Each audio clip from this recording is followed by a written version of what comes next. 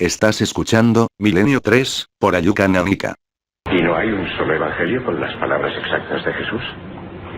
Somos hombres ciegos en una cueva buscando una vela que estuvo encendida hace 2000 años. ¿Y qué hay en ese texto? Solo me han dado una de cada 3 páginas. ¿Por qué? Siempre dividen los documentos que son confidenciales en 3 partes. 1/3 para los dominicos, 1/3 para los franciscanos y 1/3 para nosotros, los jesuitas. La verdad del documento solo es conocida por unos pocos poderosos. Eso es típico de aquí, ¿no? Vivimos en un mundo muy competitivo, Andrew. La iglesia no es ninguna excepción. De aquí nunca sale nada, ¿verdad? A no ser, claro, que ellos quieran.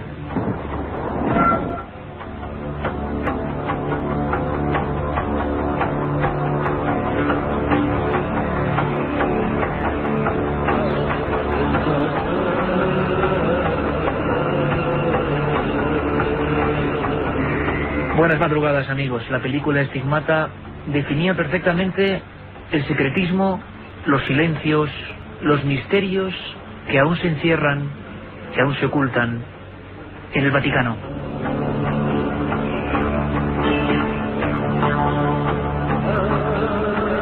Estamos en un momento de sensibilidad importante a nivel mundial por los acontecimientos que tienen que ver con Juan Pablo II, y todo este equipo de Milenio 3 aquí en la cadena SER ha procurado armar este programa para satisfacer a vosotros, satisfaceros en el sentido de que nos hayáis preguntado constantemente por un asunto que es inquietante: misterios de los papas.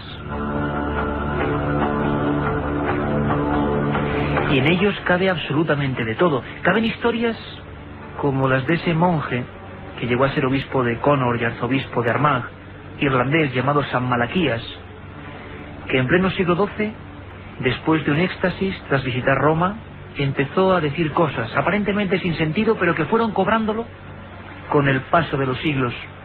Habló de los papas, de los que habían sido y, lo más curioso, los que iban a llegar.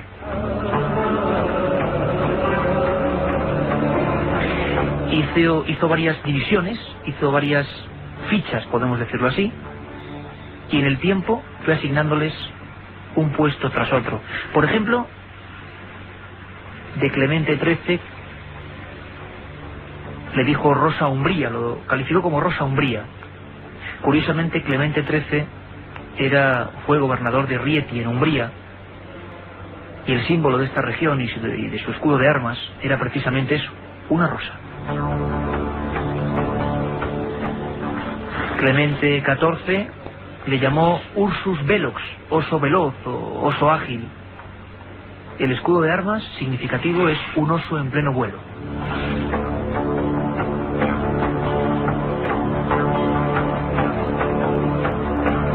Habría algunas, vamos a hablar mucho de profecías esta noche, habría algunas todavía más certeras, se podría decir, quizás esa la palabra. Gregorio XVI, entre 1813 y 1846, le puso en sus fichas, siglo XII, San Malaquías, monje irlandés, de Balneis Etruriae, de Balnea en Etruria. Este pontífice pertenecía a una orden religiosa, los Calmadoi, cuya sede estaba en Balnea, Etruria. Son enigmas de la antigüedad, profecías, vaticinios, presagios, pero los misterios no solo nos llevan a lo profundo del medievo, ocurren en pleno siglo XX. Hace 25 años se ha cumplido ya este aniversario un tanto trágico, concretamente el día 29 de septiembre del año 78, hacia las 5 menos cuarto de la madrugada, la hermana Vicenza encontraba a un papa muerto. Hay muchas contradicciones. Unos hablaban de que se le encontraron muerto en el baño, otros que estaba en su cama agonizando. De momento el Archivo Vaticano no ha mostrado datos de la autopsia. Es un gran secreto, lo habéis adivinado, la historia de un hombre que se llamaba Juan Pablo I y tenía esta voz.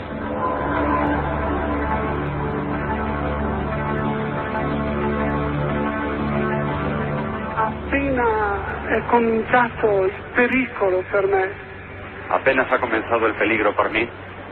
I 2 colleghi che mi erano vicini mi hanno sussurrato parole di coraggio. Uno ha detto coraggio, se il Signore dà un peso, darà Mis anche colegas que l'aiuto per estaban cerca portarlo. de mí me manifestaban que tuviera valor, que tuviera palabras de aliento. Uno de ellos me ha dicho, valor, si el Señor te ha escogido, te ha dado fuerza también para soportarlo.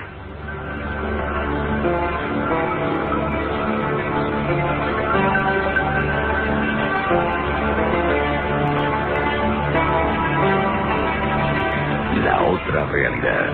Milenio 3. En la cadena SER. Hace 25 años, Juan Pablo I fallecía en extrañas circunstancias. Sigue siendo uno de los grandes secretos del Vaticano, como tantos otros que durante hora y media hasta las 3 vamos a tratar. Hay de todo. Tenemos un contenido amplio, desde secretos como el de Fátima hasta las profecías supuestas de Juan XXIII, hasta cómo y de qué forma se elige a un papa, hasta qué misterios hay alrededor del Archivo Vaticano, o por ejemplo esos, los que se han adelantado parece ser al futuro. Hay muchas cosas que no sabemos bien de lo que se esconde en torno a la figura de los papas y en torno al Vaticano, y vamos a intentar diseccionarlo con vuestra participación. Estamos de aquí todo el equipo: Carlos Barroso, Katia Rocha, Carmen Porter. Buenas madrugadas. Te veo con un montón de libros. A ver, déjame ver.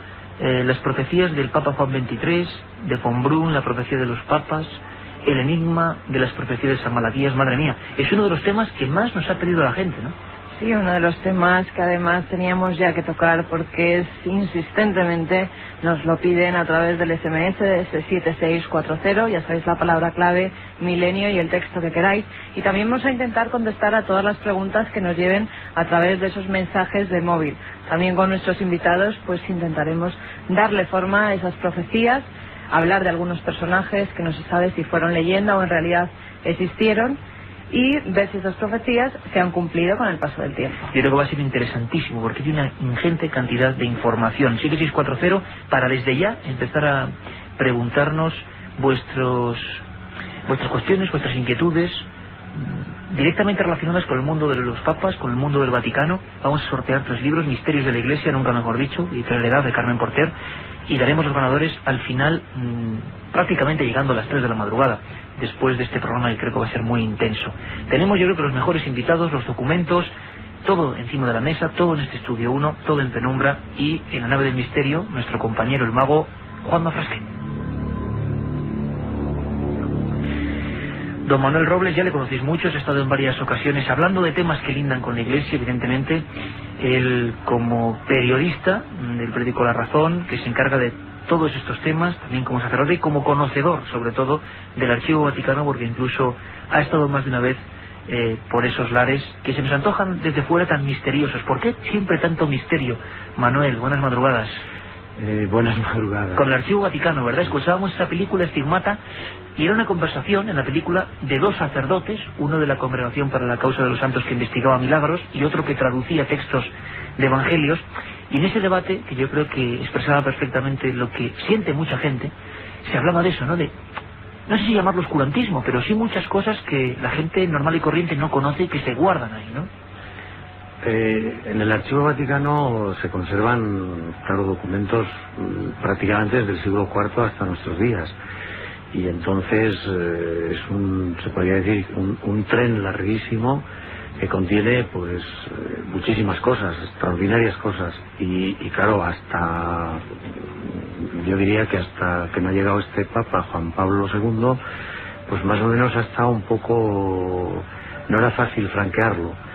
Ahora el Archivo Vaticano está abierto hasta el año 1930 aproximadamente, y entonces pues quizá estos años pasados, estos siglos que estaba un poco cerrado, pues contribuye un poco este modo de actuar pues a mitificarlo un poco, ¿no? Pero sobre todo es porque tiene un contenido desde, en fin, lo que es un archivo impresionante, ¿no? Y creo que se puede decir perfectamente que es el archivo histórico más importante del mundo.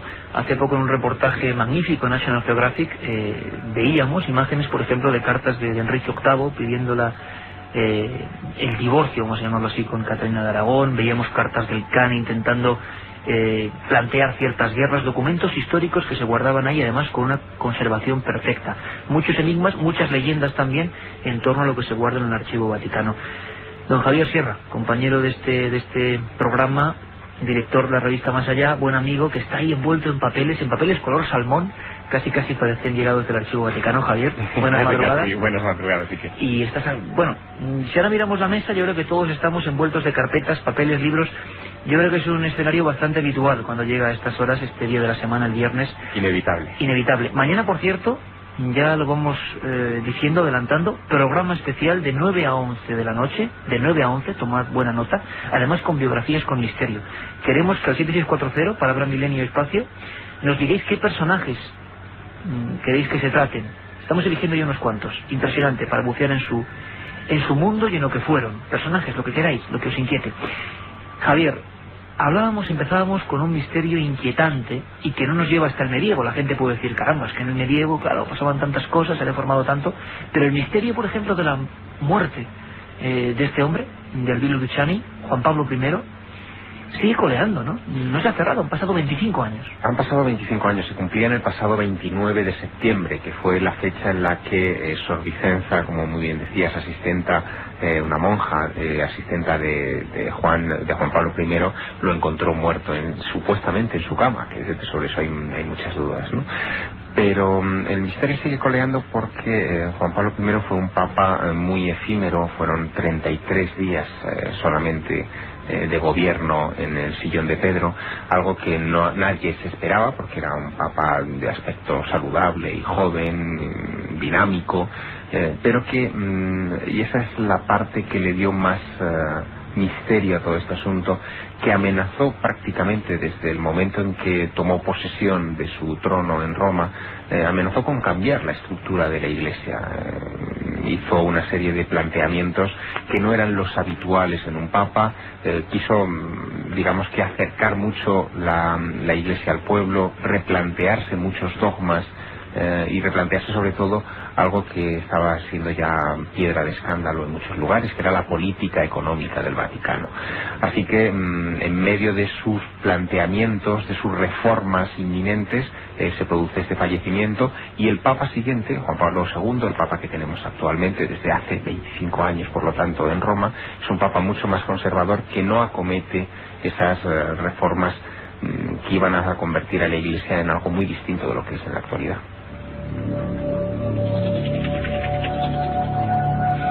Tengo por aquí en este mare magnum de documentos y papeles precisamente lo que ese monje del que tanto vamos a hablar, San Malaquías, decía en la divisa, llamaban divisas, número 109, la que correspondería al pontificado de Juan Pablo I, Albino Luciani, y le ponía un nombre, como otros que vamos a ir viendo, esos nombres concretos, como ese Ursus Velox, Oso Veloz, Rosa Umbría, hay muchos, Pastor et Nauta. Bueno, en este caso a Juan Pablo I hablamos del siglo XII, cuando lo dice San Malaquías, dice de Mediatate Lunae, de la media luna.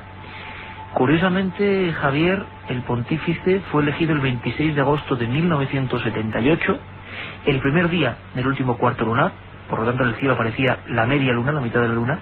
Cuando murió era exactamente igual, brillaba el último cuarto de la luna, otra media luna, y su papado duró media luna, del 3 al 28 de septiembre. Si os parece, compañeros, amigos, antes de entrar un poco en debate y de empezar a hablar, por ejemplo, de esta primera figura, porque sin duda, a nivel casi político, conspiranoico, como nos gusta también llamar en este programa, el enigma de Juan Pablo I sigue estando ahí, presente. Vamos a conectar con nuestro corresponsal en Roma, Joan Solés, que desde luego su hiperactividad en torno a estos temas últimamente está más que justificada, porque nos ha preparado una historia, como él hace siempre, con todo tipo de documentos, sobre la muerte de este hombre, de Juan Pablo I. 25 años después de la muerte de Albino Luciani, Juan Pablo I, persisten todavía dudas sobre cuál era su estado de salud, las circunstancias, las causas o la hora exacta de su fallecimiento. Natural, según el Vaticano, asesinado, envenenado o por suicidio, según las 4 versiones que conocemos de los hechos. Come? Non soltanto con le parole, ma con i fatti. Juan Pablo I estaba enfermo, según su secretario particular. Sintió un fuerte dolor en el pecho por la noche y tomó medicinas. Según su médico personal, una de las últimas personas con las que habló, el Papa no le manifestó dolor alguno, no estaba enfermo, ni tomaba medicamentos porque no los necesitaba. La Santa Sede fijó la hora de su muerte a las 4:30 de la madrugada mientras dormía, los forenses del Instituto Romano a medianoche, y la investigación periodística dirigida por el 7 veces primer ministro italiano Giulio Andreotti unas horas antes, cuando todavía no dormía. La primera información que recibió aquella noche el director de la Radio Vaticana indicaba que había sufrido un edema pulmonar seguido de un infarto, pero la primera versión directa que obtuvo el director de los servicios informativos de la RAI señalaba que Papa Luciani se había equivocado en la medicación y había tomado 50 pastillas en vez de 5 antes de dormir. En su breve pontificado, 34 días, solo superado por el Papa Esteban II, 4 días en el siglo VIII, Juan Pablo I se enfrentó a la jerarquía eclesiástica que se opuso al nombramiento de altos cargos y a la destitución de otros, entre estos del presidente de la Banca Vaticana, el cardenal Marcinkus, implicado, según se supo años después, en un fraude de más de $1.000 millones junto a Roberto Calvi del Banco Ambrosiano, que apareció colgado en un puente del Támesis en Londres, según la Fiscalía de Roma, suicidado por la mafia siciliana que le prestó elevadas cantidades de dinero negro que nunca devolvió. La proprietà privata per nessuno è un diritto. La propiedad privada no es un derecho inalienable y absoluto para nadie, afirmó Papa Luciani, para indignación de los jerarcas que temieron una iglesia pobre, humilde, abierta, transparente, sin riquezas ni poder. El pueblo del hambre interpela de manera dramática al pueblo de la opulencia, dijo a los ricos, y se negó a vestir lujosas mitras. Esto da parte di Dio. Dios, que ama, es Padre. È papà. Più ancora, è madre. Pero además es madre, declaró, y temblaron los cimientos del patriarcado de la Iglesia. La Santa Sede se opuso a toda costa a la autopsia y solo con ello sembró dudas sobre su muerte. Su sucesor, Juan Pablo II, podría haber dado a conocer las causas y las circunstancias, pero profundamente conservador solo ha impulsado su beatificación. Eso sí, ha mantenido con firmeza la posición de la Iglesia sobre el aborto, la anticoncepción, los homosexuales, la existencia del demonio, la práctica de exorcismos o la ordenación sacerdotal de mujeres, que seguramente Juan Pablo I habría deseado cambiar.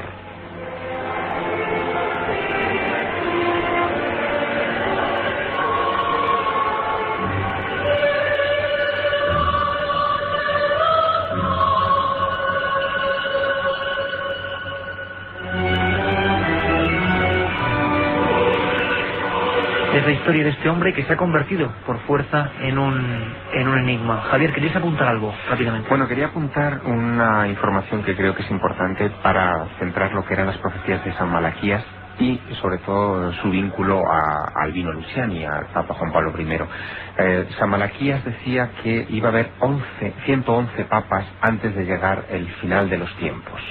Esos 111 papas, en esa lista, el Papa 109, el Papa que le corresponde ese lema de Medietate Lunae, de la media luna, es Juan Pablo I.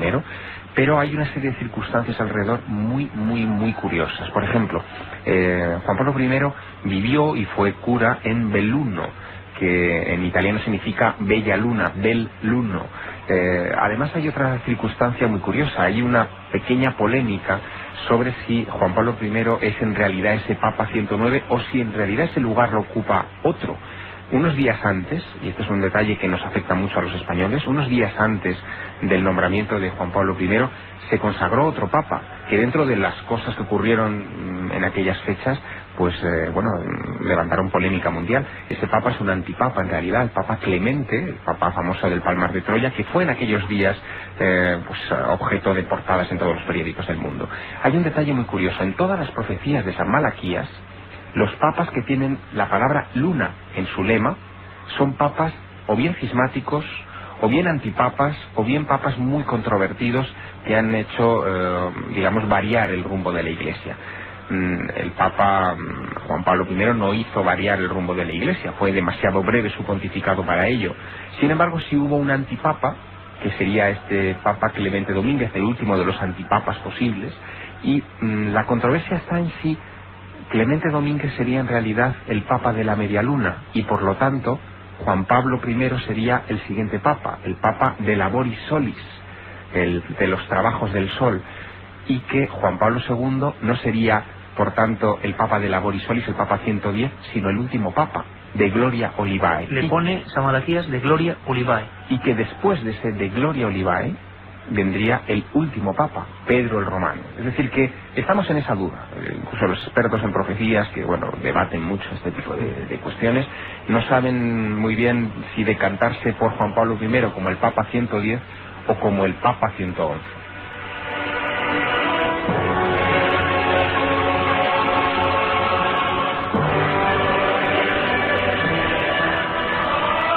Manuel Robles, ¿estaba realmente, digamos, resuelta la historia de Juan Pablo I?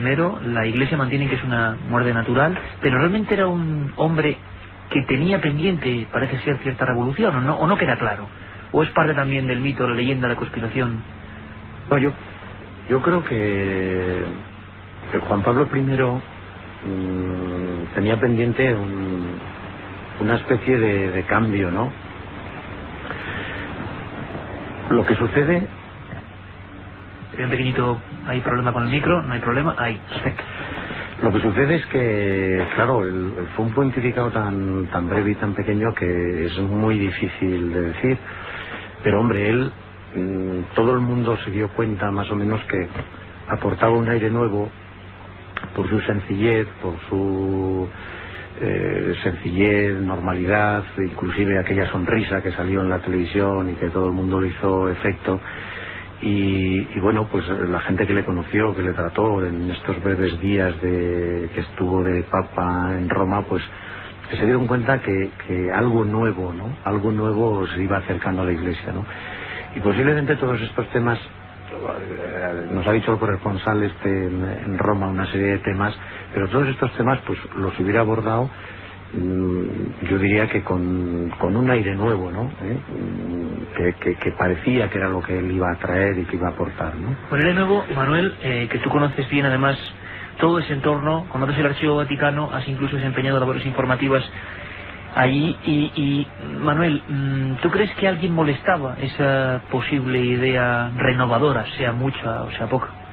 Que podía molestar a alguien, porque claro, se habla, no vamos a ver aquí supuestos culpables, pero desde luego, claro, la conspiración es muy grande y se habla de todo tipo de mafia, se aluden muchos libros, no lo decimos nosotros, lo dicen los libros, a la masonería, pues, que a alguien no le interesaba este Papa, y que la teoría, Carmen, que bulle en todos los libros que tú tienes ahí es el envenenamiento, ¿no?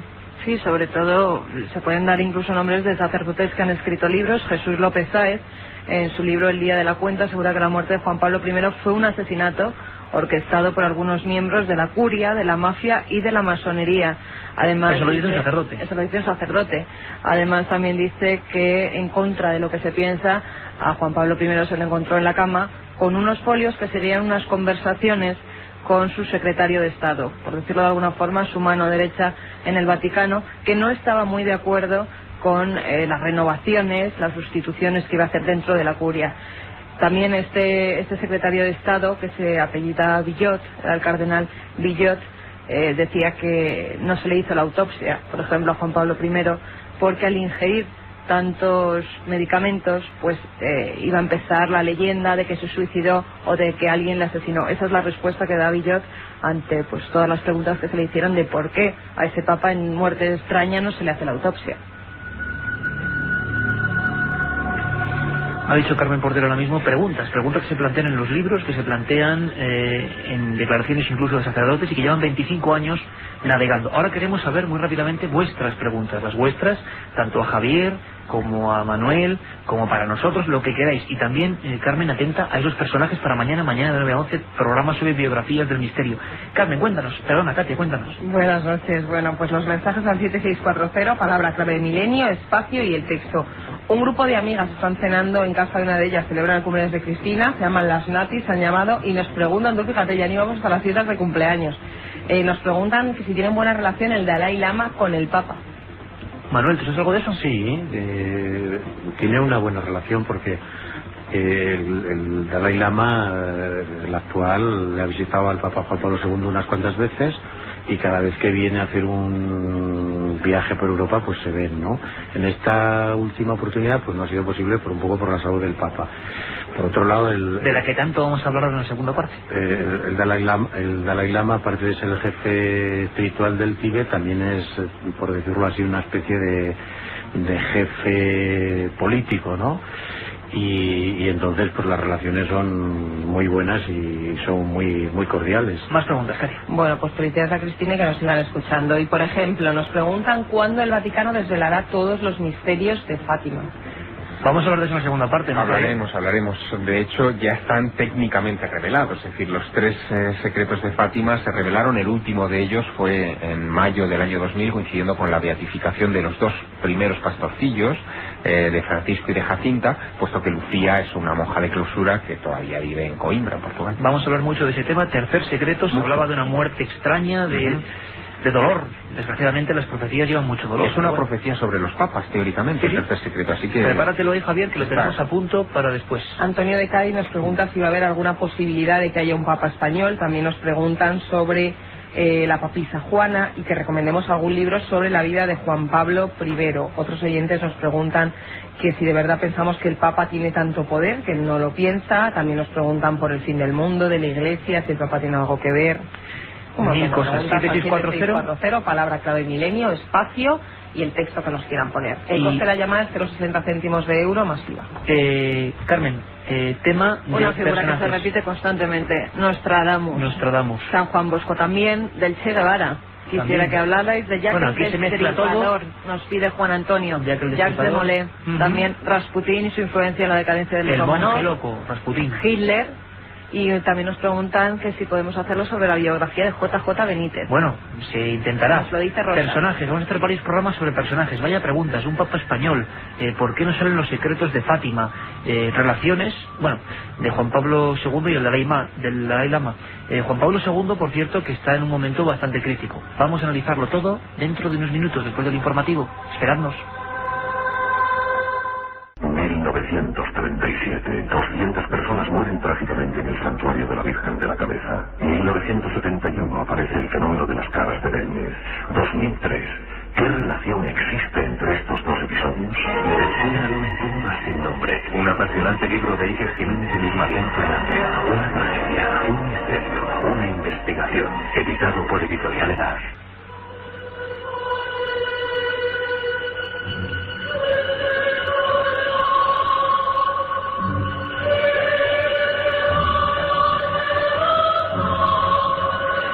Y 5 de la madrugada y aquí estamos, Milenio 3, todo el equipo, la penumbra del Estudio 1, acompañados de Manuel Robles, periodista de La Razón, sacerdote y buen conocedor del Archivo Vaticano, nuestro compañero y amigo, director de la revista Más Allá, y escritor Javier Sierra, y por supuesto Carlos Barroso, Katia Rocha, Carmen Porter, nuestro amigo en la nave del misterio, Juanma Frasquet.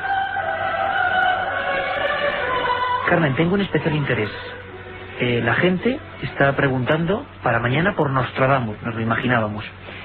Saber qué fue del rey de las profecías.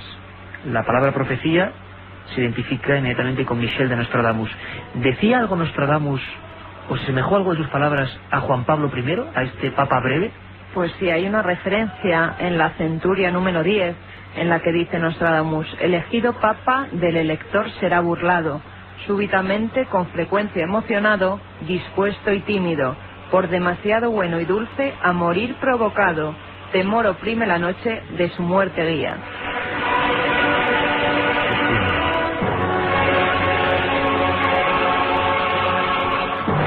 Se decía Nostradamus, por cierto, que se cumplen ahora 500 años de su nacimiento, de este personaje tan singular. Quizá una de las cosas que más curiosidad genera en las personas es el momento, el proceso que quizá dentro de muy poco vivamos, el llamado cónclave, que viene de cerrado con llave, nunca mejor dicho, de secreto, la elección de un nuevo pontífice. Para muchos expertos, para muchos analistas, está cercano ese momento por la salud tan delicada de Juan Pablo II. Los cardenales del Vaticano, algunos de ellos, opinan cosas como estas. Podría ser cualquiera de ellos. Todos tienen pleno derecho. Solo uno es elegido. Cómo llegan a esa decisión sigue siendo un secreto. No se divulga. Mejor así, probablemente. Ese no se divulga puede ser el que genere tantos mitos, tantas leyendas, tantos misterios.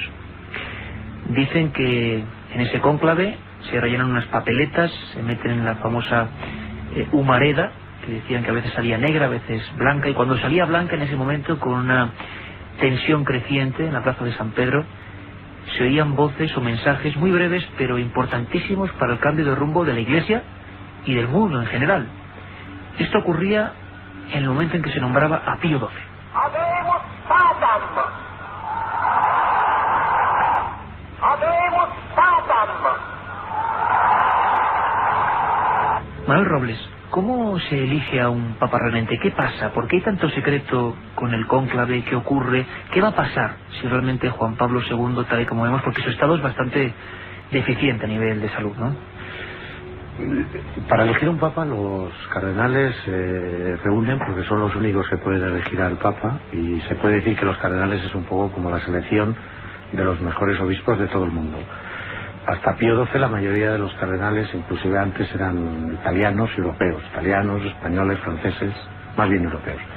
Con Juan XXIII la Iglesia se abre muchísimo y entonces empiezan a abrir los primeros cardenales, por ejemplo, de África, o los primeros cardenales de América del Sur, inclusive también de Asia, de Japón, etcétera. Y después esto continúa con Pablo VI, y ahora pues con Juan Pablo II pasa exactamente igual. En este momento hay 137 y que son de todos los continentes, es decir, de Australia, de Europa, de América, etcétera.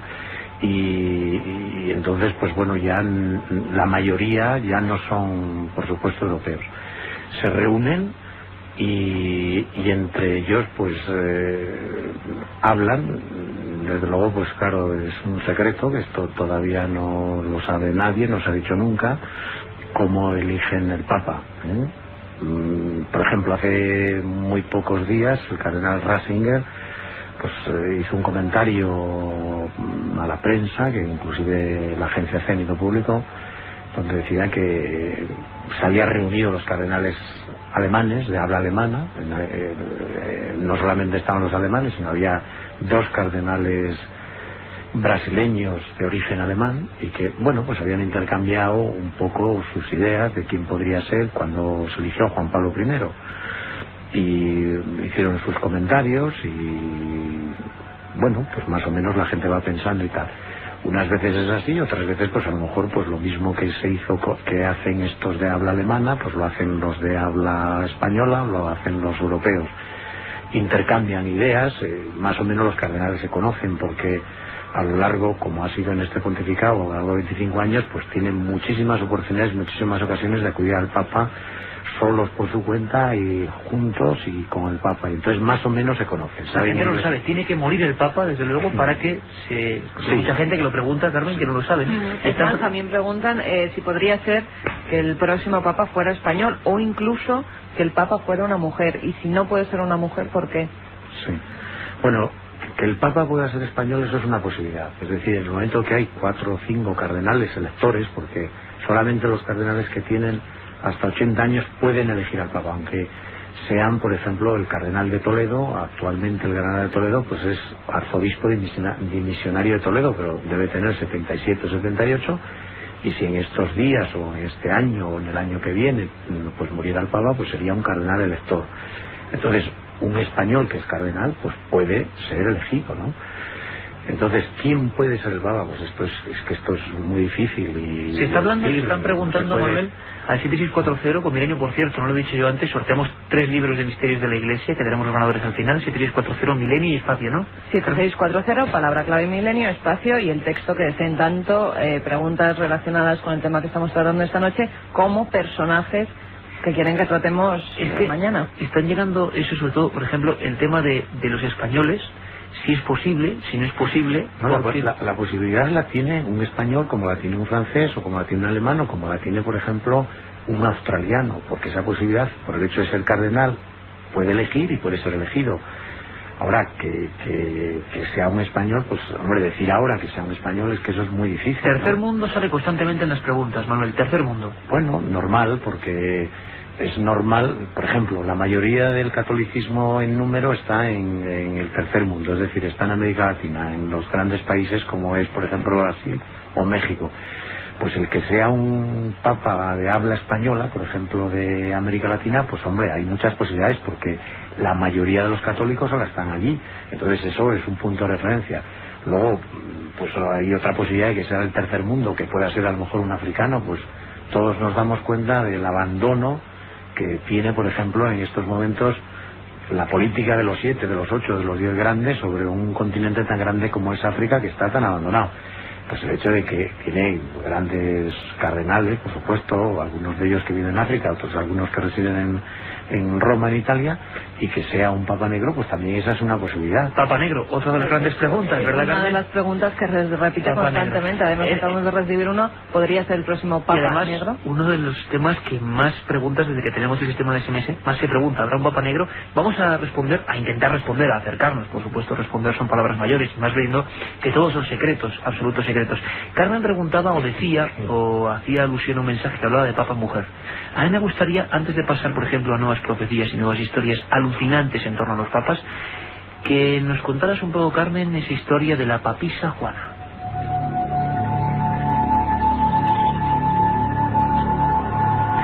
Y es que parece ser, o por lo menos hay documentos históricos, libros, investigaciones. ¿Tú conocías la historia, Javier, de la papisa Juana? Sí, es una vieja historia, sí, sí. ¿Tú la consideras certera, mito, leyenda urbana de la antigüedad, de la Edad Media? Hombre, yo considero que es más bien una leyenda urbana, leyenda vaticana, mejor dicho. Sería interesante el término, ¿eh? Leyenda vaticana. Leyenda vaticana, pero que tiene su componente además muy esotérico, porque incluso hay más que recordar que en las barajas del tarot también hay una carta muy célebre que es la papisa, y siempre ha estado el mito este de, bueno, que una mujer pudiera haber llegado de tapadillo, evidentemente estamos hablando de un mito medieval, hasta el trono de San Pedro, ¿no? Hasta el propio trono tiene una peculiaridad que supongo que ahora Carmen nos contará para evitar que otra mujer vuelva a sentarse a ella. Carmen, ¿qué sabemos en ese pequeño dossier de documentación que tú has hecho? ¿Qué nos dice la historia y los documentos sobre la papisa Juana? Según las biografías medievales, Juana habría nacido en el año 822 en Hilgenheim, cerca de Maguncia. Durante un tiempo vive y estudia en Atenas, haciéndose ya pasar por un hombre. Se hacía llamar Juan el Inglés, porque en aquella época la sabiduría no era para las mujeres. Después se traslada a Francia, estudia allí también en varias abadías, llega a Roma y a la muerte del Papa León IV es designada para sucederle en el año 855. Eso es lo que hablamos del siglo IX. Eso es lo que dicen la mayoría de los libros. Otros autores la sitúan en el siglo XI, sobre el año 1088, 1099, por ahí andan. No se sabe muy bien si de verdad existió o no existió esta mujer. Cuenta, pues los escritores que dan por cierto que la papisa Juana pues fue papa en Roma, que esta mujer se descubrió el fraude, se descubrió que era una mujer porque en una procesión que se hacía por Roma, de repente ella empezó a dar a luz en medio de la calle. Para decir que es verdad, los que defienden a la papisa Juana dicen que por eso, por esa misma calle, no pasan las procesiones papales hoy en día. Incluso se llegó a comentar que había una estatua de una mujer con un niño, unos dicen que es la Virgen María con el niño Jesús y otros que es la papisa Juana con el retoño que tuvo. Elementos sin duda esotéricos totales y que parece que tienen eso, ¿no? Una leyenda fortísima que... Sí, yo creo que es más una historia simbólica. Claro, que una historia desde real. el medievo, muchos libros también que tú has encontrado, Carmen, y que te has documentado a tope como siempre, escritos incluso y traducidos al castellano, dando por certera esta historia de la papisa Juana, ¿no? Sí, incluso un dominico, Martín el Polaco, es el que por primera vez dice quién puede ser esta mujer y la fecha en que supuestamente obtuvo el cargo. Él dice que entre el 855 y 858, después de León IV. También, antes lo comentaba Bueno, realmente no sería papa mujer, sería una mujer que se hizo pasar por un hombre. En ningún momento la Iglesia... Sí, claro, por eso mujer. Iba a comentar que antes ha citado Javier una especie de trono. Yo he recogido en varios documentos que es cierto que además ese trono se encuentra en unos museos, en el de París si no recuerdo mal, y que es como una especie de trono de mármol que tenía un agujero en el centro, y antes de ser elegido un papa pues miraban por debajo para asegurarse de que era un hombre y que no era ni una mujer ni un eunuco, cosa que me ha sorprendido. Bueno, sabemos, y seguro que muchos no lo sabéis, que también no son leyendas urbanas, sino también parece que hay leyendas vaticanas, surgidas precisamente a las sombras de tantos silencios. Lo que no son silencios, Javier, compañero, es lo que hablábamos de San Malaquías. ¿Cuáles son a ti las que más te inquietan? Vamos a empezar a que la gente se sobrecoja un poco, porque estamos en un momento en el que el asunto del papado colapsa a nivel informativo, muchos periódicos, muchas radios, pero seguro que no están haciendo caso a cosas tan inquietantes a nivel de certeza como la historia de este monje con el que hemos empezado el programa, San Malaquías, obispo de Connor en 1124, arzobispo de Armagh en 1132, irlandés, tiene una especie de éxtasis rarísimo en Roma y empieza a dar esta serie de informaciones. A ti, Javier, y te dejo que hagas la selección, ¿cuáles son las que más te inquietan, quizá las más precisas? Tenemos unas cuantas y vamos a ver qué opina la gente. Y desde luego, como siempre, abierto el 7640 y que nos sigan preguntando, que Katy enseguida vendrá con vuestras cuestiones. Javier, cuéntanos. Bueno, San Malaquías es hijo de su tiempo, es decir, estamos hablando de una época en la que el papado es la gran institución internacional por excelencia en la Edad Media, sigue manteniendo evidentemente ese cariz, y desde el año 1000 aproximadamente, después de los terrores del fin del mundo que se vivieron en esa época, son muchas los profetas que surgen en toda Europa hablando de una inminente catástrofe relacionada con el papado. San Malaquías se dice que muere en brazos de San Bernardo. Ahí es nada, el fundador, o bueno, digamos el que después redactaría la norma de los templarios, y en brazos de San Bernardo parece que le reveló algo. El propio San Bernardo escribe una vida de San Malaquías, y sin embargo en esa vida de San Malaquías no aparece ni rastro de las profecías. Tenemos que esperar al siglo XV para que nos lleguen esos 111 lemas papales, y algunos son sorprendentes, algunos... Para que nos entendamos todos, Javier, 111 papas según San Malaquías, que quedarían hasta el fin de los tiempos. Perfecto. Algunos incluso llegan a decir que no es el fin de los tiempos, o sea, no entendido como fin del mundo, sino el fin de la Iglesia. Porque en eso coincide San Malaquías con un montón de profetas de su época. Por ejemplo, Joaquín de Fiore, en el siglo XII, ya predijo que Roma terminaría envuelta en el caos y precedería al final completamente de la institución eclesiástica. Dice: Roma, ciudad privada, estoy leyendo textual, ciudad privada de toda disciplina cristiana, es el origen de todas las abominables obras de la cristiandad. A ella afectará en primer lugar el juicio de Dios. Parece que se repite en muchas profecías lo de un final destructivo hacia Roma y hacia el Vaticano. Incluso un detalle curiosísimo que se repite en profecías del siglo XII, XIII, XIV, XIX, incluso del siglo XX, que hablan de que en un momento determinado no habrá papa en Roma, que durante un periodo de unos meses, algunos de ellos incluso dan el número de meses precisos, el mundo quedará descabezado, al menos en cuanto a la jerarquía cristiana. Jan de Batigerio, que era un monje del siglo XIII, profetizó en su Liber Mirabilis, que es un libro famoso en la Edad Media, que durante 25 meses no habrá ningún gobierno ni papa en la Iglesia de Roma. Así de preciso, 25 meses. 25 meses. Otros posteriores, Nicolás de Flus, que es otro profeta de la época y también otro clérigo, precisa también abunda en este dato, y Don Bosco, en el siglo XIX, ya anunció por carta al propio Papa Pío IX que cuando aparezca una luz brillante en el cielo en medio de una batalla, se producirá un evento, digamos, luctuoso. El Papa y una parte de su séquito abandonarán el Vaticano, dejando tras de sí, ojo al dato, porque esto se repite en otras profecías de las que hablaremos esta noche, una plaza cubierta de muertos y heridos. Esa imagen, ese arquetipo se repite, como dices, demasiadas veces. Profecías, más que profecías, augurios del futuro. Por ejemplo, hablábamos a Ángelo Roncalli, y a Juan 23 le ponía pastor etnauta, ¿no, Javier? Sí, bueno, pastor y navegante. Claro, fíjate, lo de navegante es muy curioso, porque lo de pastor se sobreentiende, ¿no? Como pastor de la Iglesia, pero lo de navegante es muy curioso porque él fue patriarca de Venecia, y es un lugar, evidentemente, donde se necesita la navegación prácticamente a diario para desplazarse por los canales, por las calles de agua de la ciudad. Por lo tanto, esa alusión a un papa navegante aplicado a alguien que tuvo bajo su jurisdicción esa ciudad hermosa de Venecia, pues no deja de ser una coincidencia muy precisa, ¿no? Divisa 108, Flos Florum, correspondería a Pablo VI, Juan Bautista Montini. Dicen que su santidad ofició la misa de Navidad en la Catedral de Santa María de las Flores de Florencia. El recinto fue adornado con una gigantesca flor de lis. Y su escudo tiene 3 flores. Exacto. Es curiosa esta precisión. Habría algunas incluso más inquietantes. Antes hablábamos de rosa umbría, de oso veloz. Por ejemplo, tenemos por aquí, había una que era muy inquietante, que era León XIII, 1878-1903, Lumen in Caelo, luz en los cielos. Precisamente el escudo nobiliario era una estrella fugaz.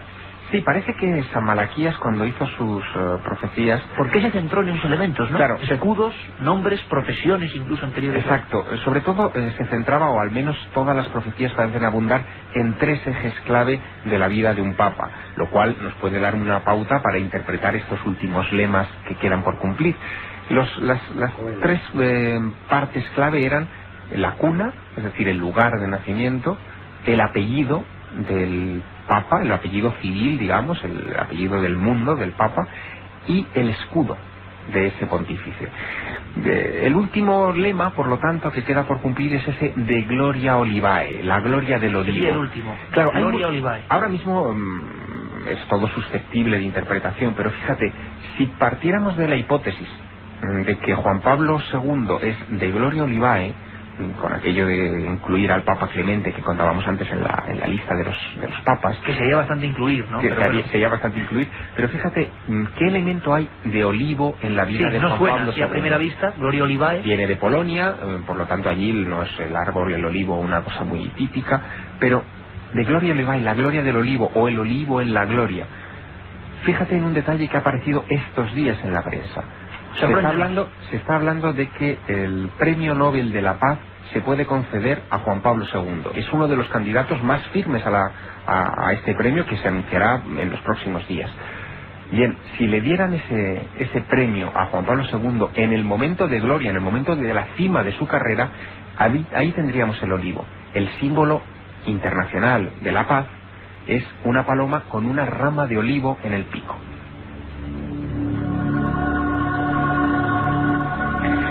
Cuando menos sorprendente. Vamos a hablar de más papas que hicieron profecías, como Juan XXIII, Manuel Robles, San Malaquías. Casualidades. ¿Pudo adivinar algo? Hombre, la Iglesia no es ajena a este tipo de fenómenos, ¿no? Y lo hemos hablado en algunos programas. Es verdad, sí. La Iglesia no es ajena a este tipo de fenómenos, pero claro, la Iglesia tiene como una columna vertebral que es un poquito la revelación. Es decir, toda esta labor profética está en ese marco, que es el Antiguo Testamento y el Nuevo Testamento. Entonces es verdad que hay pues una serie de personajes a lo largo de la historia de la Iglesia que de alguna manera hablan del futuro y de alguna manera comentan tanto de la vida de los papas como de la vida de la Iglesia, pero se puede decir que, hombre, que eso es una cosa un poquito individual, particular, privada, ¿no? Que no pertenece al patrimonio, diríamos, de la revelación de la Iglesia. Por lo tanto, del futuro, tal como la Iglesia lo puede entender, ¿no? En este tipo de cosas, pues la Iglesia del futuro de los papas y tal, pues se podría decir, utilizando una frase simpática y tópica, que no hay nada escrito, ¿no?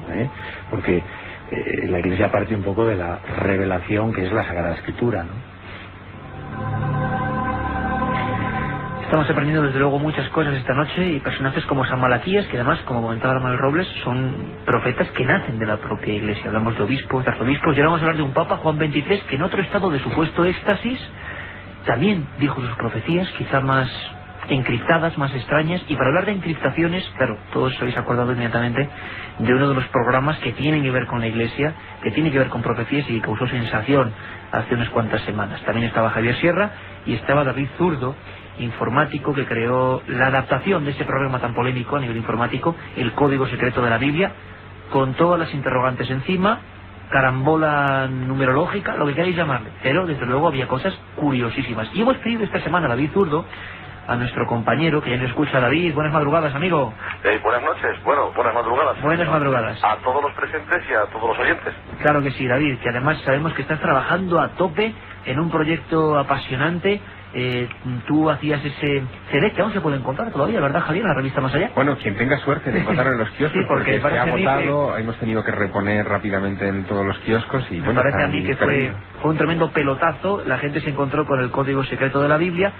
Seguid lanzando esas preguntas, 7640, en 2 minutos está Katia con todas las preguntas, pero brevemente queríamos saber lo que es ese programa informático, lo que es la tecnología del siglo XXI, analizando lo que es toda la Biblia, los primeros 5 tomos de la Biblia de la Torá, pues salía, se revelaba. Hablamos de personajes absolutamente mundanos, algunos de ellos. También hablamos de personajes grotescos como Hitler. Lanzamos, bueno, suposiciones que eran preguntas vuestras. Y esta vez nos hemos tomado el permiso de preguntar por los papas, preguntar por varios papas que están envueltos en misterio. David, ¿qué dice, compañero, el código? ¿Qué preguntas has hecho? Hemos preguntado primero, creo que por el hombre que ha iniciado este programa. Se cumplían 25 años. Curiosamente ahora estamos de nuevo en esa tesitura de, bueno, la mala salud del Papa actual. Hace 25 años el gran enigma de Juan Pablo I. Hemos preguntado al Código de la Biblia por Juan Pablo I, ¿verdad?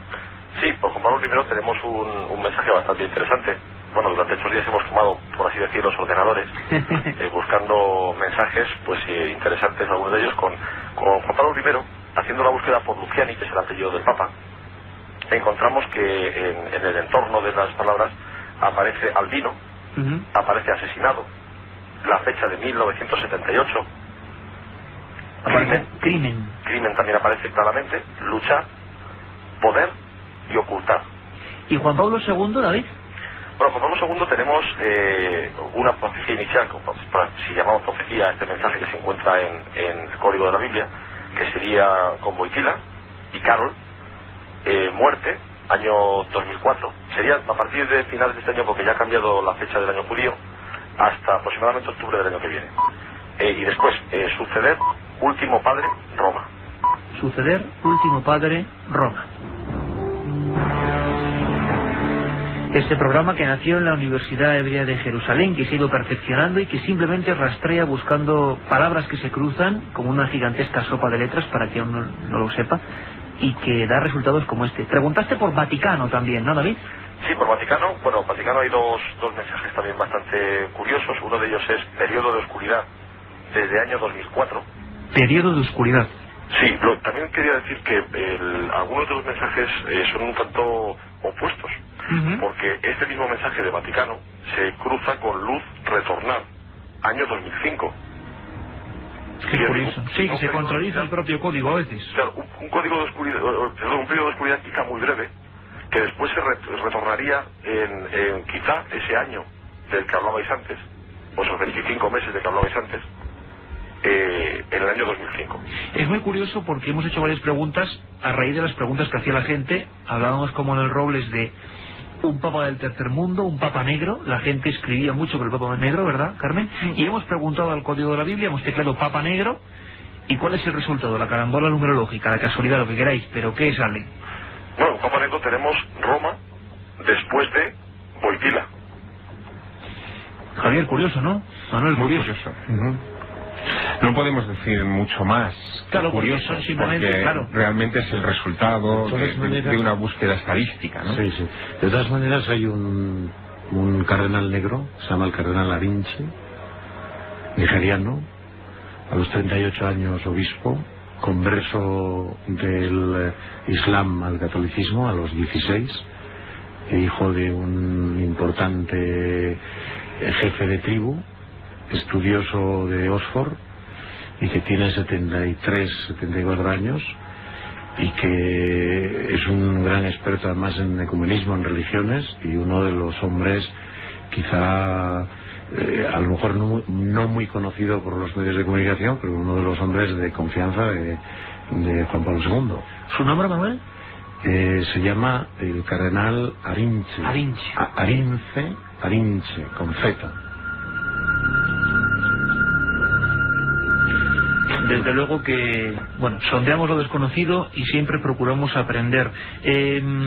David, hemos preguntado también por ese personaje que estoy seguro que ahora mucha gente en internet, en un montón de sitios va a buscar, claro, San Malaquías, el monje irlandés, el profeta. Efectivamente, pues San Malaquías tenemos bastantes cosas. En primer lugar, habría que decir que, bueno, el nombre Malaquías viene de una raíz hebrea que es Malachi. Haciendo la búsqueda de esta manera, porque San Malaquías escrito en castellano... Claro, no viene. ¿Perdón?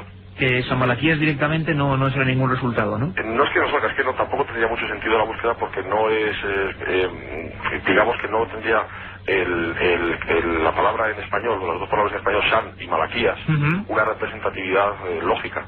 ¿Y adaptándolo al hebreo qué salía entonces? Sí, adaptándolo al hebreo tenemos un primer mensaje que es profecía verdadera, que continúa con último padre romano y siempre se eso, Perdón, sí.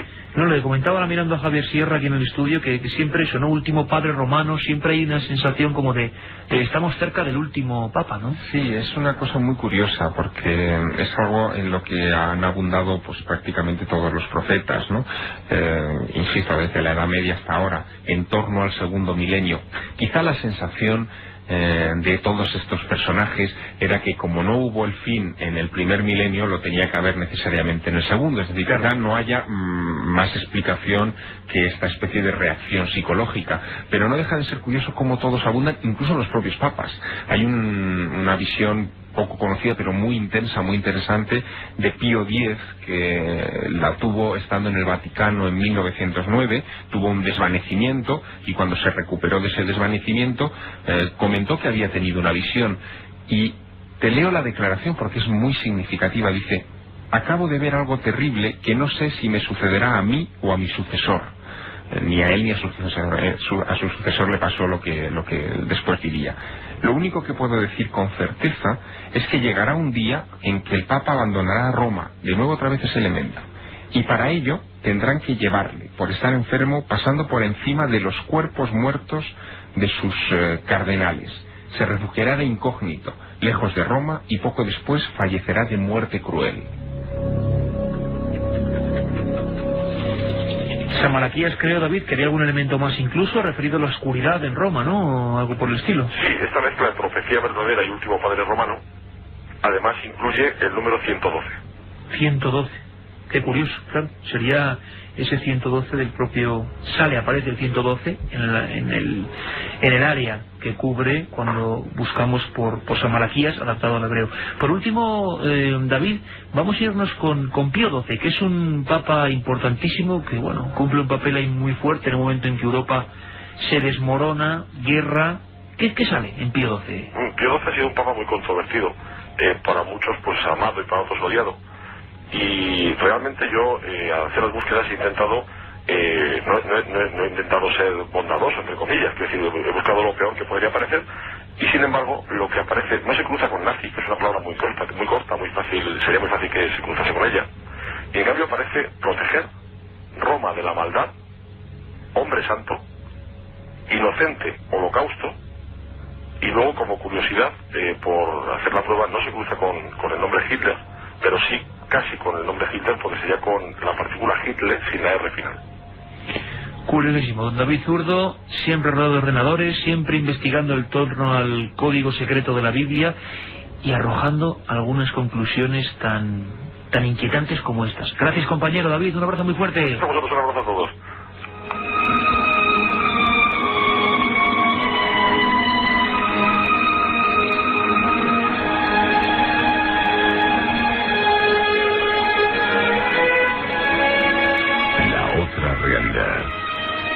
Milenio 3 en la SER.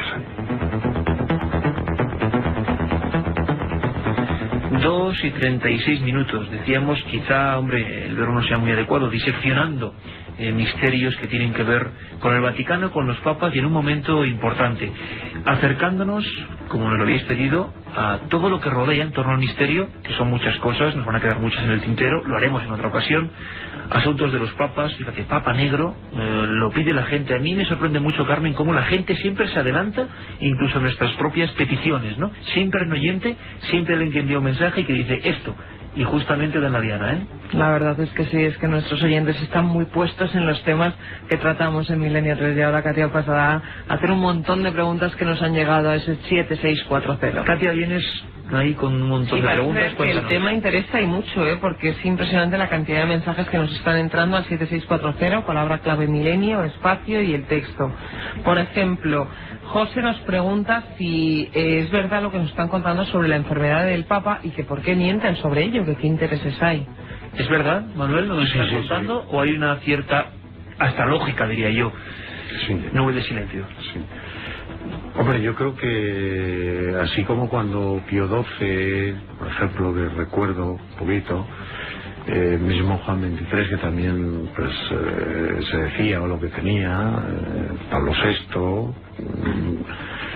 Juan Pablo I, bueno, pues ahí está un poco lo que hemos dicho un poco esta noche, pero Juan Pablo II está apareciendo casi todos los días o cada 2 días o 3 en la televisión y se le va viendo cómo va evolucionando, ¿no? Claro, hoy en día es imposible. Claro, es que entonces pues más o menos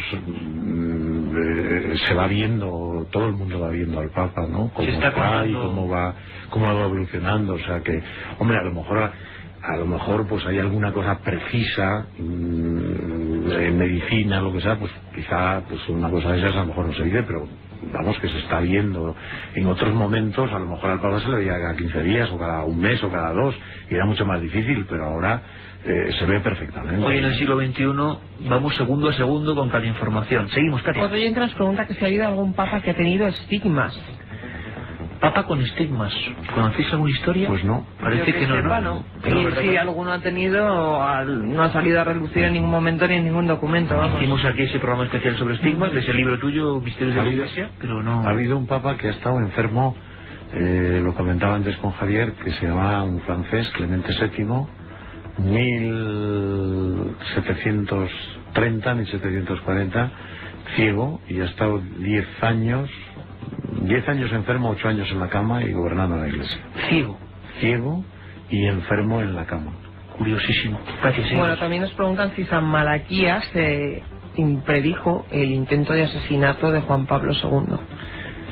Parece que no hay constancia sobre No, porque San Malaquías lo único que dejó fueron los lemas, es decir, no una explicación, no un mensaje, no una cuarteta o un poema como en el caso de Nostradamus, sino simplemente esos lemas en latín, generalmente de 3 palabras. Por lo tanto, todo lo que venga alrededor de un intento de asesinato, así son interpretaciones del lema, pero San Malaquías no dijo absolutamente nada de eso. Yo creo, Javier, que solo da un nombre que es al final de todos, que es Pedro el Romano. Y da una frase muy apocalíptica que también habla de la destrucción de Roma, es decir, que volvemos todos a esa especie de, ese final de obsesión milenarista que volvemos a encontrar, que no se nos olvida hablar esta noche, en los mensajes de Fátima. Mensajes de Fátima, claro que sí. Bueno, Herminio García de Oviedo nos pregunta que qué puede tener que ver el Opus Dei en la muerte de Juan Pablo I. Nadie sabe, no contestan, ¿no? No, hombre, yo creo que nada.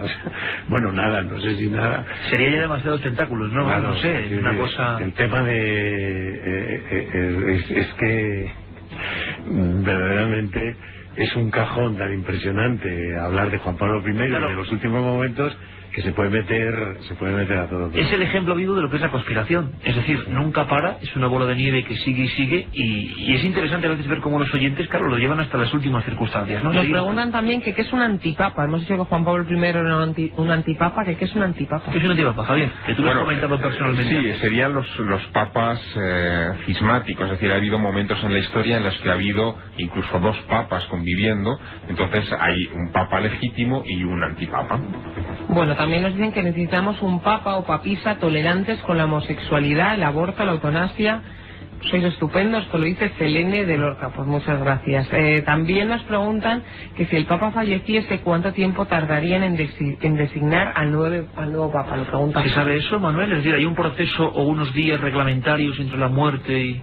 Sí, hay un periodo de aproximadamente que son unos 15 días, y entonces lo que se tarda en elegir el nuevo Papa es, digamos, en lo que tardan los cardenales electores en hacerlo. O sea, ahora pues normalmente no ha sido mucho tiempo, en cuestión de una semana con Pablo VI fue así. Históricamente a veces ha habido meses. Meses porque pues por las circunstancias históricas y políticas y tal estaban muy mediatizados los cardenales, es decir, los cardenales dependían a veces de por ejemplo de Austria, de Hungría, de España, y entonces pues era muy complicado la elección. Por eso tantas veces ha caído sobre italianos, pues porque eran los más cercanos, desde luego. Eran los más cercanos, pero sobre todo era gente, Italia hasta 1800 y pico no estaba reunificada, es decir, no existía como nación, y todos los demás cardenales pertenecían a los grandes imperios. Entonces pues claro, había muchos intereses y por eso a veces se tardaban meses, ¿no? Es decir, que inclusive a veces los emperadores urgían que cuanto antes, porque claro, había vacío de poder, ¿no? Exactamente. Un montón de preguntas, catequizar rápidamente ya una... Mira, por ejemplo, Juan Jesús hace sus propias cábalas y nos pregunta que si es cierto que uno de los nuevos cardenales españoles elegidos ha nacido en Jaén, la tierra del olivo. Pues no lo sabemos ahora mismo. Eso bueno, el último, uno de los cardenales que se llama Julián Herranz, desciende de Jaén, su madre es de Jaén. Yo creo que él ha nacido en Madrid, él es un médico y bueno, pues estudioso del derecho, etcétera, etcétera, y Juan XXIII lo nombró el presidente, bueno, que comenzó en una comisión a trabajar de derecho y tal, y entonces ahora con 73 años pues le han hecho cardenal. Y su madre, porque conozco a un primo suyo, por eso lo sé tan cierto, su madre es de Jaén y su padre es de Cuenca. Alucino personalmente, y le doy esta palabra, con la sapiencia, no solo de los invitados, sino de conocimiento de los oyentes, ¿no? Que preguntan cosas tan concretas y tan milimétricas. Familia complejo un poco. Bueno, 7640, palabra clave de milenio, espacio y el texto que nos que firmen los mensajes, porque darás los 3 ganadores de Misterios de la Iglesia, ¿no? Exactamente, Misterios de la Iglesia, editado por Edad, escrito por Carmen Porter. Carmen, por cierto, la mencionada. Más personajes, estamos cogiendo ya seguro Nostradamus, seguro Jack el Destripador, seguro Conde Drácula, sale mucho. Drácula nos lo piden constantemente. Marimar también nos pide a Nikola Tesla. José Antonio de Almería, felicidades por el programa. Para mañana podéis contar algo sobre la vida de Gilles de Reis.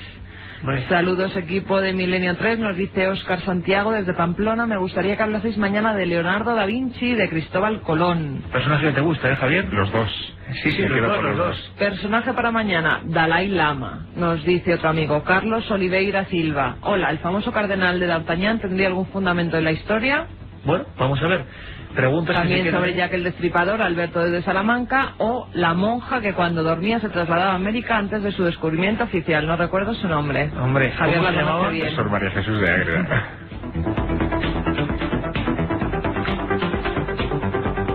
Milenio 3, con Iker Jiménez, en la cadena SER.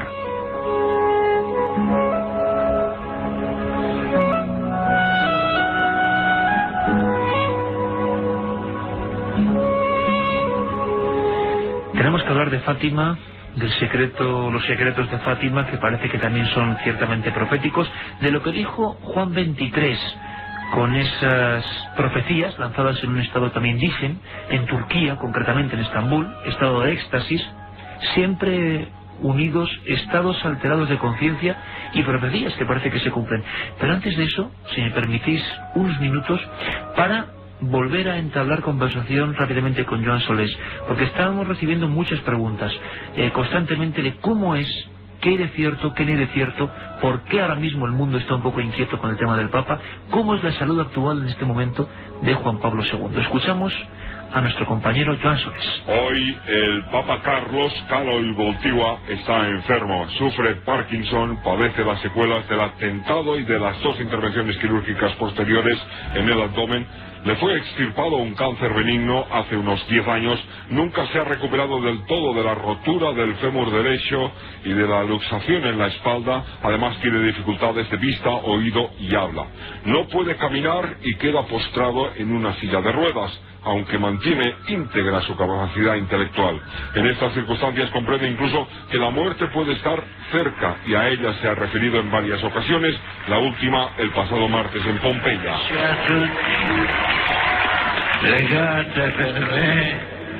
Rezad por mí, pidió a los peregrinos al pie del volcán Vesubio. Por ello, además, ha adelantado 4 meses el consistorio y el nombramiento de cardenales que deberán formar parte del cónclave que elegirá en su día a un futuro papa en la Capilla Sistina, a pesar de que el arzobispo español Manuel de Monteiro de Castro, nuncio de la Santa Sede, considere que ello nada tiene que ver con la salud del papa. Otros cardenales han reconocido la gravedad de su estado. Juan Pablo II ha destacado últimamente los méritos de 4 cardenales, hecho que no pasa desapercibido en la curia. Los 4 extranjeros. Esta semana ha nombrado además un nuevo ministro de Asuntos Exteriores, italiano, y en las próximas semanas otro italiano sustituirá posiblemente al secretario de Estado. Es, según los vaticanólogos, el mensaje que lanza el pontífice a ministro y a secretario de Estado italianos: debería corresponder un papa extranjero. Es más, considerando que el 51% de los bautizados hoy en el mundo son latinoamericanos, puede intuirse la intención del voto secreto de los cardenales en un futuro cónclave.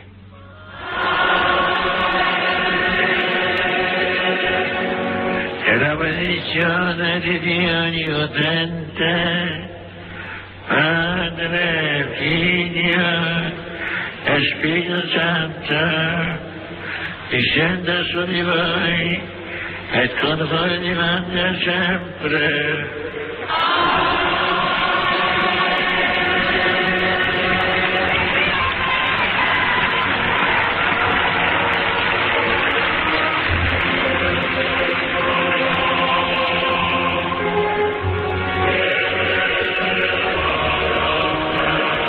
II y su delicado estado de salud, que está generando 1000 cábalas. Por cierto, Javier, que tenemos noticia de última hora, lo de Gloria del Olivo ya no va a poder ser, ¿no? Parece ser que el Premio Nobel de la Paz acaba de ser hace nada concedido. Ya ha sido concedido a una abogada, jueza, profesora, escritora y activista iraní llamada Shirin Ebadi. Por lo tanto, la hipótesis de Juan Pablo II como Papa de Gloria Olivae quizá haya que aparcarla otro buen rato.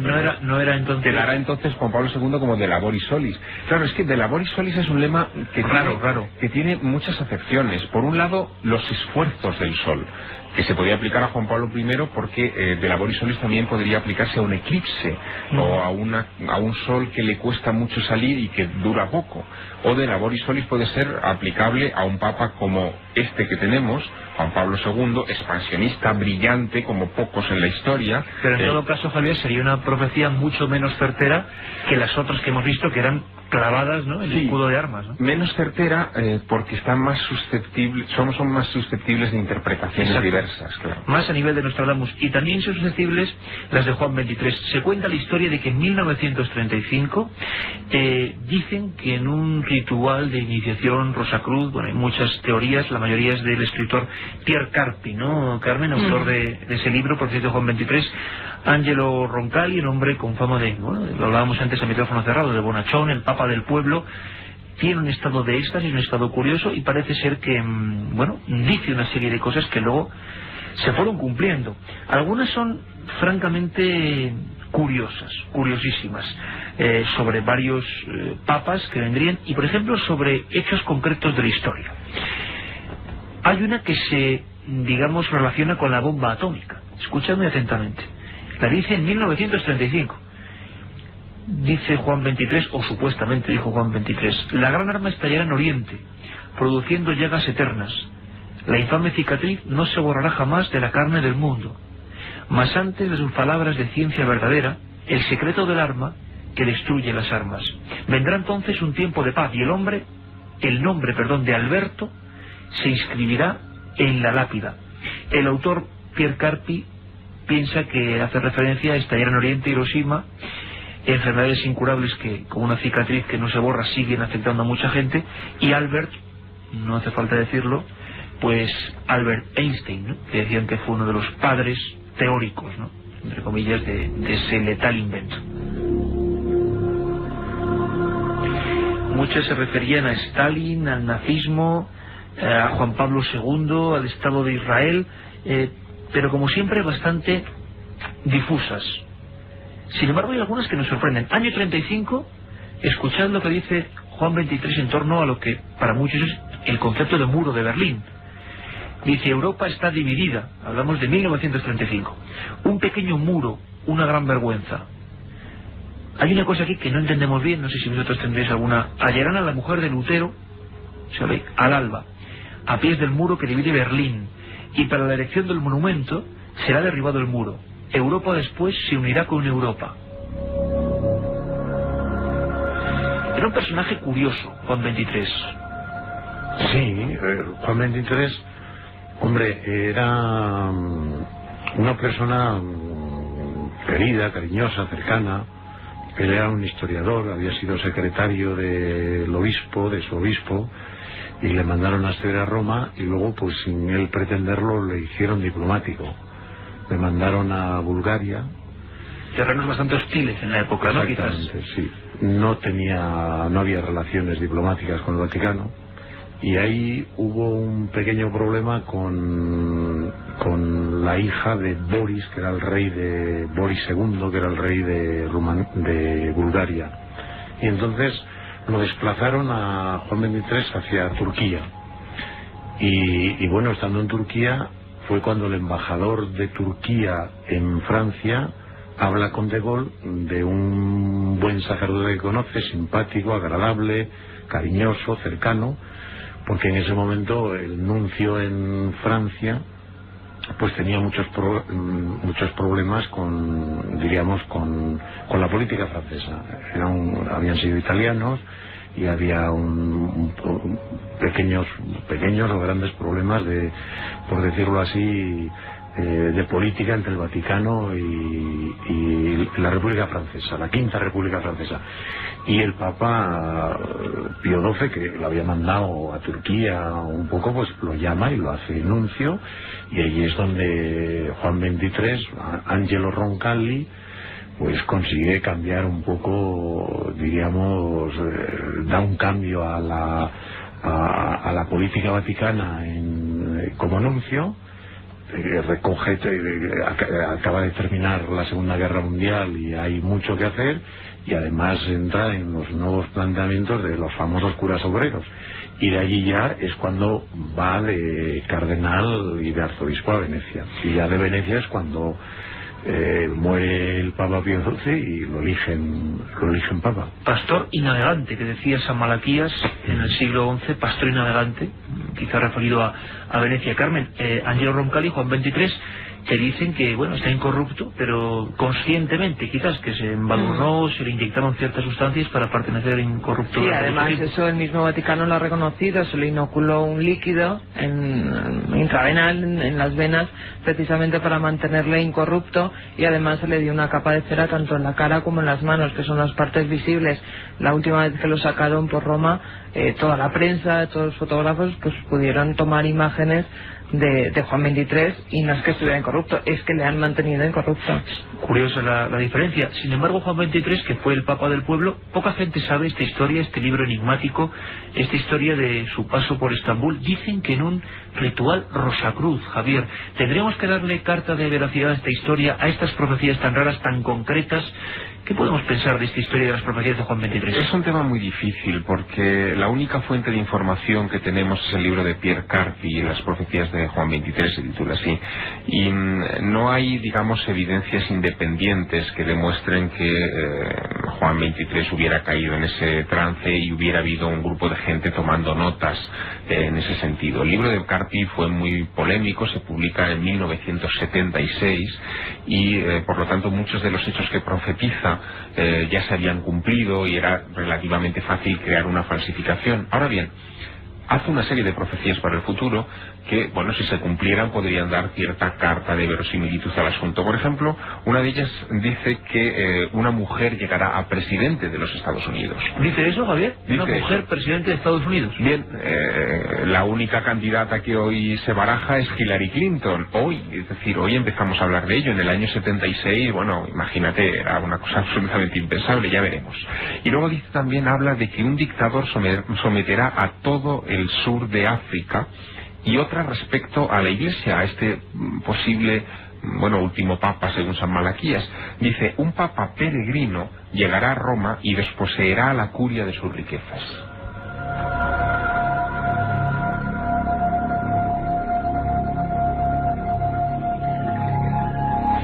Lo que parece que va a ser muy difícil, Javier, es tratar el tema de Fátima. Tocamos el fenómeno de Fátima, pero el secreto va a ser difícil. Pero bueno, para que todo el mundo lo entienda, antes de que Katia diga las últimas preguntas de los oyentes, la imagen se repetía. En ese tercer secreto de Fátima, el Papa caminando entre cardenales, entre gente muerta. Es otra vez la misma historia desde el siglo XII hasta 1917, cuando se producen estas apariciones, y bueno, Lucía recoge este secreto. En el secreto que revelan en el año 2000, el texto habla de cómo un obispo vestido de blanco, que identifica con el Santo Padre, acompañado de sacerdotes religiosos y religiosas, suben una montaña empinada con muchísimo esfuerzo. Llegan a la cima, donde hay una gran cruz, y antes de llegar a ese lugar cruzan una ciudad que está en ruinas, llena de cadáveres, muchos de ellos son miembros de la curia. Cuando llegan a la cima, le asesinan a ese obispo vestido de blanco, esa es la visión de Fátima, con armas de fuego y con flechas,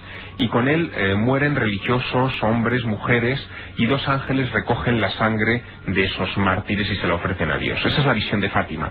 La visión de Ratzinger, o los intérpretes modernos de ese texto de Lucía, es que en realidad era un anticipo de lo que sería el atentado contra Juan Pablo II en mayo, el 13 de mayo, el día de las apariciones de Fátima de 1981. Es la visión oficial. Pero claro, la otra visión coincide mucho con lo que nos vienen diciendo desde la Edad Media. Las profecías, y esto es importante decirlo en este punto, nunca nos cansaremos de repetirlo, digamos que deben ser tomadas como avisos, no como evidencia de que eso va a suceder, sino, bueno, como algo que está ahí para que no se cumpla.